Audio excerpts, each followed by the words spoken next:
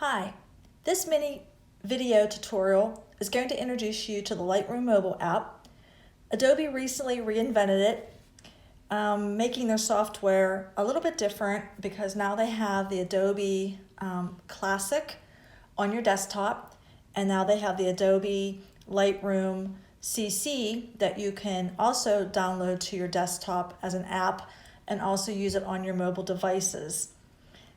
So there were some significant changes made, and this video is only going to show you just opening up Lightroom Mobile on your mobile device and then venturing around inside, looking at some of the bells and whistles, what's included, how to get to your photos, just some basic information about the app. I'm going to be using the Apple iPhone X with the Lightroom CC app. So if all of you could get to your phones or one of your mobile devices and get to your Lightroom CC, if you haven't already downloaded it, go ahead and pause the video and then come back once you have your Lightroom CC app downloaded to your mobile device. Okay, let's go ahead and open the app. So the app will open up to whatever photos you've already brought into Lightroom. As you can see, I already have albums and some things already brought in from either my camera roll or I've brought them into Lightroom Mobile through either taking the photo with Lightroom Mobile, bringing it in from my camera roll, or adding it when I'm cataloging it into Lightroom CC. You may not have any albums yet created or cataloged, and that will be discussed in an upcoming video, how to go about putting those in there, cataloging them in some way, folders, etc. But for now, we're just going to click on the Lightroom logo in the top left corner. So go ahead and click that top left corner, and you're going to see that the settings module opens up. If you go to where it says your name, you can see that you can easily sign in and out at this point. If you go back, you're going to go to the About Lightroom, and that's going to have your version at the top, some basic information about their privacy and their terms of use.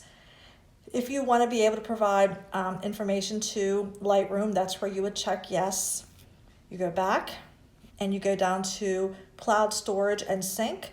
This is where it's telling you what's happening behind the scenes with your cloud storage and syncing, whether you want to use cellular data and if you only want to download the smart previews.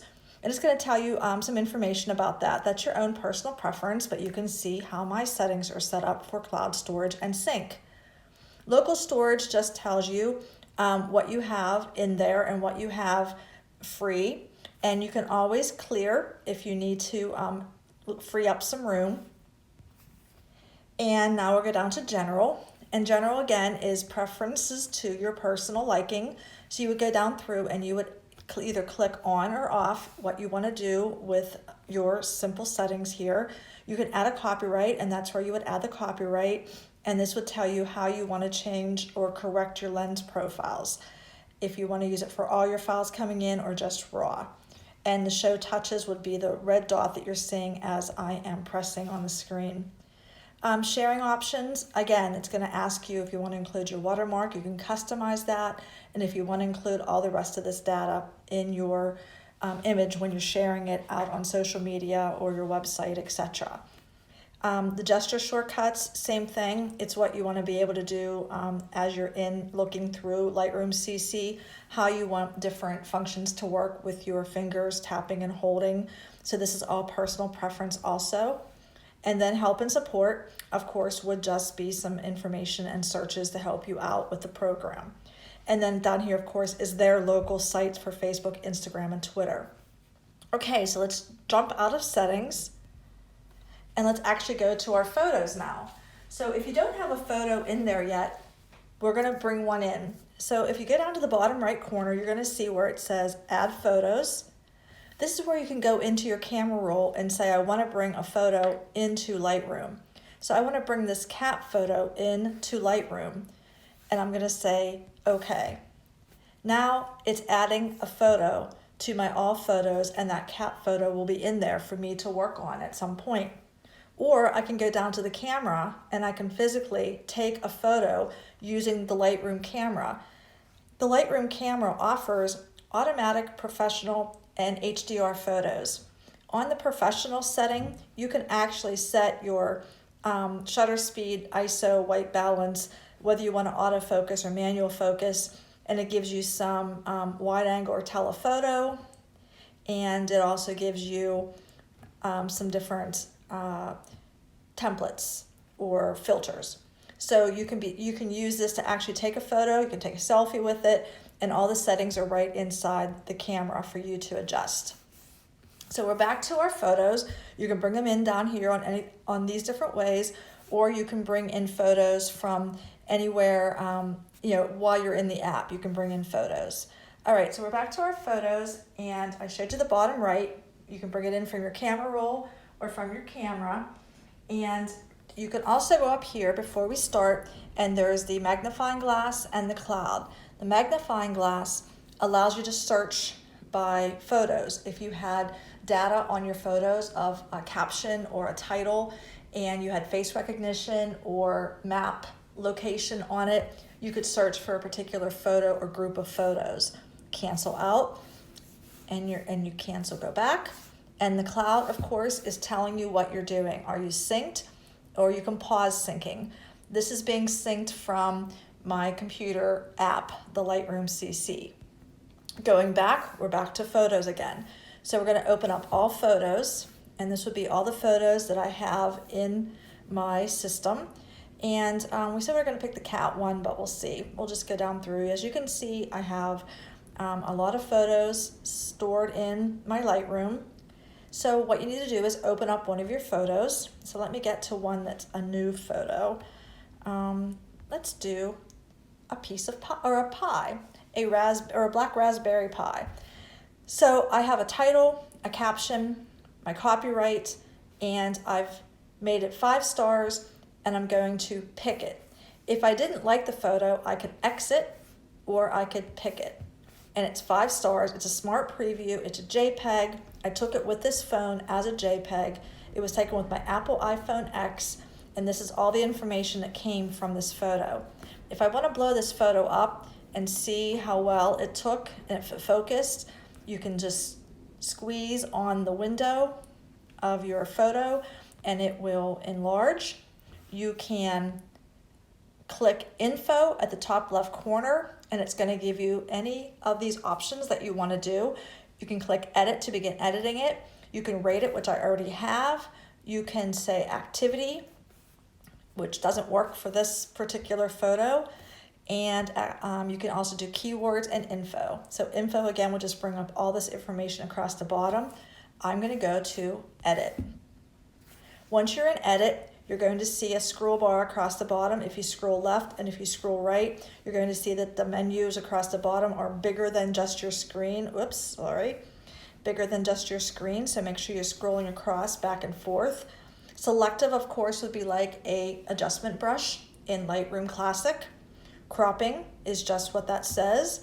Profiles is something new added to Lightroom CC that will now offer you some, let me go in here, favorites. If you went to basic, it'll give you some basic profiles that are almost like presets that are automatically applied to your photo that gives you a base starting point to begin editing it. You could go with artistic, and it would give this pie, a deeper, rich color or more contrasty, maybe more on the brown side. You can apply these, and then you can still edit on top of these profiles. Or you can edit first and add a profile. So these profiles aren't going to be removed if you make another process on top of it, which is something new that Lightroom's doing. And you can also decide how much of this profile you want to add. So it's kind of fun that you can add all this stuff to it. Auto would be just that. It would automatically create some kind of a edit to your photo based on what it feels the colors and exposure should be to that photo. You can click light, and of course you have all your options in your exposure and your highlights and shadows, or you can use the curve. And again, the curve can be for all colors, or you can selectively choose which color you'd like to either add or take away from the photo. And it's a matter of sliding your curve up or down even side to side, to change the look of any photo. You can use all colors, or you can use light and dark highlights and shadows. So that would be how you would use the curve. And again, with the exposure, it's just up and down. Same with all the other ones: contrast, highlights, shadows, whites, etc. You go into color, same thing. It's where your white balance, temperature, tint, vibrance, saturation all come into play. And just like all the other sliders, it's either up or down. You can do a mix or black and white, and you can do your options of white balance right down here on the side. Lightroom CC gives you almost, the same options you're going to get in Lightroom Classic, but it's in a shorter, abridged version, and you don't have some of the opportunities to do some of the adjustment tweakings that you would have with the full-size program. But it's still very, very good to use, especially on an iPad that's much larger. You can get a really good feel with especially with a stylus pen, you can get a really good feel of editing. So now we're into effects. You can see clarity, dehaze, vignette. So this is where you would work on sharpening or clarifying or adding a vignette to it, one way or the other. And there's how you would add that vignette. If you want to add grain, it's all in here. And then of course you just keep walking through all the different options of editing across the bottom, and you've come to the end. When you're done editing it, you have options. You would click the arrow up button, which is your normal button, like on an iPhone, that'll have you offer you these options that you can use for what you want to do with that photo. Share it directly to one of these social media sites, save it to your camera roll files, and then you can even take it further and say, I want to edit it in. What do I want to do? I want to edit it in, and then it's going to give you the options of what you have downloaded on your phone to edit it. I can now go into Photoshop and say I want to heal it or liquefy it. And again, this is just going to take that same photo into Photoshop's Adobe Fix, and now I can begin to do whatever I want to do to this photo. And once I'm done, you click save and return, and it will take you right back into Lightroom. And then you can see right here that I have both of those images in here now.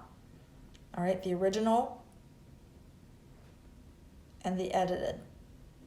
Okay, so let's go back. So these again are all of my photos. You can sort your photos, filter your photos. Once you have them marked by either you picked it, rejected it, or stars, you can start to sort by those to downsize the amount of photos that you're seeing when you go to view it.